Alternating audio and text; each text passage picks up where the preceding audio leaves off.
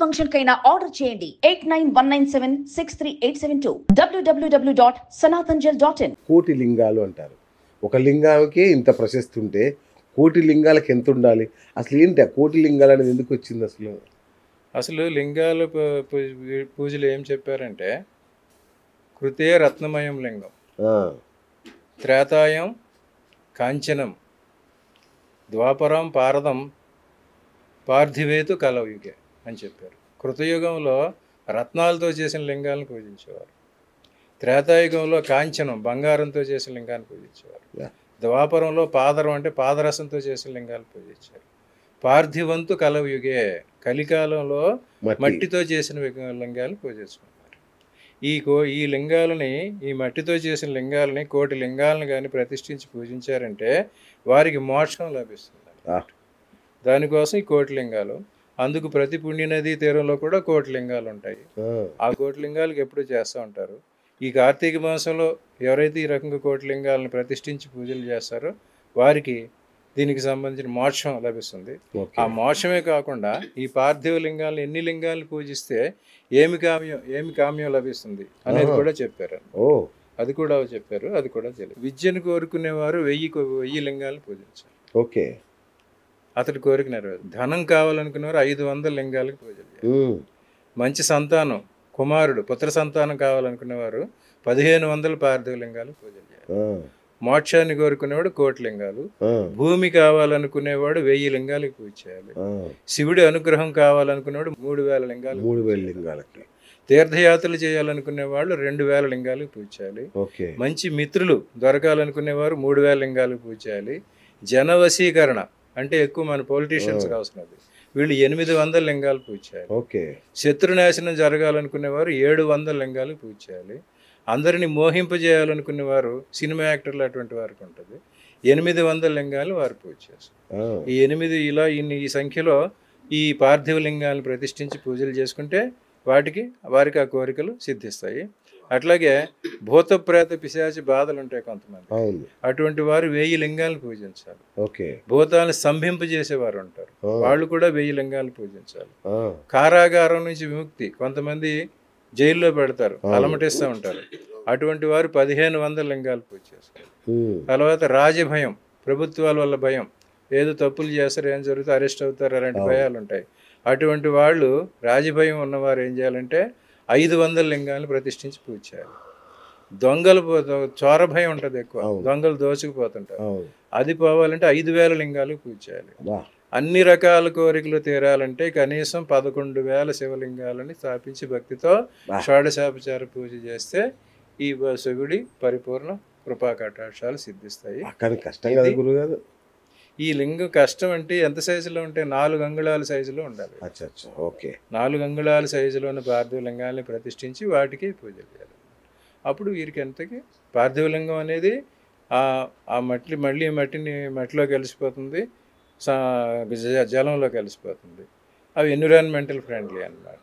అంతేగాని ఈ రకమైన లింగాలన్నీ పెట్టుకుని వాటిని ఎక్కడో చేయటం. ఆలయాల్లో ప్రతిష్ఠించే లింగాలకైతే రాతితో చేసిన లింగాలు ప్రతిష్ఠిస్తారు. ఈ ప్రత్యేకంగా అందరూ చేసుకునే లింగాలు అయితే ఈ పార్థివ లింగాలు ఎవరైనా చేసుకోవచ్చు. ఎవరైనా చేసుకుంటే ఈ పుణ్యాలు లభిస్తాయి. అయితే గురుగారు ఇంతకుముందు అనుకున్నట్టుగా కార్తీక మాసం అనగానే ఏ పని చేసినా కూడా రెట్టింపు ఫలితం లభిస్తుంది అంటారు. మరి ఈ శివకేశవులను ప్రసన్నం చేసుకోవాలి, వాళ్ళ ద్వారా రెట్టింపు ఫలితం పొందాలి అంటే ఏం చేయాలి, ఏం పనులు చేయాలి ఈ మాసంలో? శివుడికి అభిషేకం గురించి చెప్పాము. శివకృపా కటాక్షాలు కావాలంటే అభిషేకాలు చేయించుకోవాలి. ఇంకా విష్ణువుకి సంబంధించిన పూజలు కూడా చెప్పారు. విష్ణువు ఆరాధన ఎట్లా చేయాలని చెప్పారంటే కార్తీక మాసంలో గీతా పారాయణం చేస్తారన్నమాట. భగవద్గీతని కార్తీక మాసంలో విష్ణు ఆలయంలో శ్రీహరి సన్నిధిలో భగవద్గీత పారాయణం చేస్తే వారికి పుణ్యం లభిస్తుంది. తర్వాత కార్తీక మాసంలో తులసి దళాలతోనూ ఎర్ర గన్నేరు పూలతోనూ నారాయణని పూజించుకుంటే వారికి వైకుంఠ ప్రాప్తి, మోక్షం అన్నమాట. తర్వాత ప్రత్యేకంగా కార్తీక మాసంలో విష్ణువాలయంలో కూర్చుని భగవద్గీతలో ఉన్న విభూతి యోగం, విశ్వరూప యోగం అని 2 అంశాలు ఉంటాయి. విభూతి యోగం, విశ్వరూప యోగం, వాటిని పారాయణం చేస్తే వారికి శ్రీహరి అనుగ్రహం సంపూర్ణంగా లభిస్తుంది. అట్లాగే ఈ కార్తీక మాసంలో మెయిన్ ఎక్కువగా చేసేది దీపారాధన. కార్తీక దీపాలు అందరూ పెడతారు, 1,00,000 దీపాలు, 1,00,00,000 దీపాలు అనేవి ఈ రకంగా వచ్చినవి. కానీ వైష్ణవాలయంలో వరి పిండితో కానీ గోధుమ పిండితో కానీ ప్రమిద తయారు చేసి దానిలో ఒత్తులు వేసి ఆ దీపం వెలిగిస్తే అది విష్ణు దీపం అంటారు. వారికి విష్ణు సాహిత్యం లభిస్తుంది. అలాగే దీప దానం అంటారు అనమాట.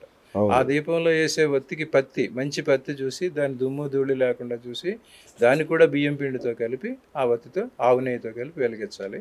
అప్పుడు విష్ణు సాహిత్యం పొందుతారు అనమాట. అట్లాగే ఈ కార్తీక మాసంలో ద్వాదశి విష్ణుమూర్తికి ఎంతో ప్రీతికరమైనది. ఆ ద్వాదశి రోజున వీరు కార్తీక ద్వాదశి రోజు ప్రత్యేకంగా ఈ చెప్పిన గీతాపారాయణలు దీపాలు అటువంటి వైష్ణవాలయాల్లో చేసుకుంటారు. వారికి కార్తీక మాస ఫలితం విష్ణు కృప సంపూర్ణంగా లభిస్తాయి. ఈ కార్తీక మాసంలో సోమవారాలు విశిష్టమైనవి. సోమవారాల కన్నా శని త్రయోదశి చాలా ప్రాముఖ్యమైనది. కార్తీక మాసంలో వచ్చిన శని త్రయోదశి రోజున కానీ శని పూజలు చేసుకున్న వారికి, తైలాభిషేకాలు చేసుకున్న వారికి, వారికి ఉన్న రుణ బాధలు, ఆరోగ్య బాధలు, ఏ రకమైన బాధలు అయితే వారు శనిగ్రస్తంగా బాధపడుతున్నారు అవన్నీ పరిహారం చేసి వారు మంచి ఫలితాలు పొందుతారు. గురుగారు, పంచభూత లింగాలు ఉంటాయి కదా, ఆ పంచభూత లింగాల్లో ఏ రాశి వారు ఏ లింగాన్ని దర్శించుకుంటే పుణ్యం వస్తుంది? ఇప్పుడు మానవులంతా ఏదో ఒక లగ్నంలోనే జన్మిస్తారనమాట. ఈ లగ్నాలన్నిటి కూడా పంచభూతాల ఆధీనంలోనే ఉంటాయి. ఆ రకంగా అగ్నితత్వ రాశులు, జలతత్వ రాశులు, వాయుతత్వ రాశులు, భూతత్వ రాశులు అని ఉన్నాయన్నమాట. ఈ మేషం, ధనుస్సు అగ్నితత్వ రాశులు అనమాట. వారు అగ్నిలింగాలు అంటే అరుణాచల శివుడు అట్లా అనమాట. వాయుతత్వ రాశులు వచ్చేసరికి మేషం, వృషభం వచ్చి భూతత్వ రాశి. వారు భూమికి భూతత్వ కాళహస్తి అటువంటి ఆలయాన్ని సమర్పించుకోవాలి. జలతత్వం కర్కాటకం వచ్చి జలతత్వం అనమాట. జలతత్వ లింగాలను జలలింగేశ్వర స్వామి అని ఉంటారు. ఆ ఆలయాన్ని వాళ్ళు పూజించుకోవాలి. అట్లాగా వారి జన్మ లగ్నాన్ని బట్టి వారు ఏ భూతానికి సంబంధించిన వారు, అగ్ని, వాయువ, జలమ, భూమ, ఈ వారికి జన్మజాతకాన్ని బట్టి వారి లగ్నాన్ని పరిశీలించుకుని మీరు చెప్తారా? అంటే వాళ్ళు ఫోన్ చేస్తే మీరు చెప్తారా? వారి ఏ తత్వం ఏ రాశి చెప్తాము. ఆ దానికి సంబంధించి నేను ఏ ఆలయానికి వెళ్ళాలి గురుగారు? మీది సింహరాశి, లగ్నం వచ్చి మీది మీన లగ్నం జలతత్వ లగ్నం, జలాలింగేశ్వర స్వామిని జలలింగేశ్వర స్వామి మీన లగ్నం. లగ్నం రాశి అయితే మా సింహరాశి అంటే మళ్ళీ అగ్నితత్వం. అవును. అప్పుడు అరుణాచలం. మరి ఇప్పుడు ఎటు వెళ్ళాలి? ఇంతకు అరుణాచలం అగ్నిలింగం అన్ని చోట్ల ఉన్నాయి. పంచభూతాలకు సంబంధించిన పరమేశ్వరుడు. ఏం చేసినా మీరు మామూలు మీ దీపంతో ఆరాధన చేయాలి. అగ్నితత్వ రాశులు దీపారాధన చేయాలి. వాయుతత్వం వాళ్ళు ధూపం వేయాలి. జలతత్వం వాళ్ళు అభిషేకం చేయాలి. భూతత్వం వాళ్ళు గంధం వేయాలి. ఈ నవగ్రహ దోషాలకి ఈ కాలంలో ఏ ఆలయాన్ని సందర్శించాలి? నవగ్రహ దోషాలన్నిటికీ శివాలయమే. శివాలయంలోనే నవగ్రహాలు ఉంటాయి. నవగ్రహాలన్నీ ఆధీనంలో ఉంచుకున్న వాడే శివుడు అన్నమాట. విష్ణువు ఆధీనంలో 7 గ్రహాలే ఉంటాయి. అందుకు 7 కొండలు. తిరుపతి చుట్టూ ఉన్న 7 కొండలు 7 గ్రహాలకు ప్రత్యేకలు. సూర్యుడి నుంచి శని వరకు 7 గ్రహాలు విష్ణువు కంట్రోల్లో కూడా ఉంటారు. కానీ రాహువు కేతువు మాత్రం శివుడి కంట్రోల్లోనే ఉంటారు. అందుకు కాళహస్తిలోనే ఈ రాహుకేతు పూజలు జరుగుతుంటాయి. ఆ తర్వాత ఈ గ్రహణ సమయాల్లో కూడా రాహువు కేతు వల్ల గ్రహణాలు సంభవిస్తాయి కనుక ఆ గ్రహణ సమయంలో కూడా ఈ కాళహస్తి ఆలయాన్ని మూయరు. మిగతా ఆలయాలు మూసేస్తారు కానీ రాహుకేతువులకి శివాలయాలు మూయరు అన్నమాట.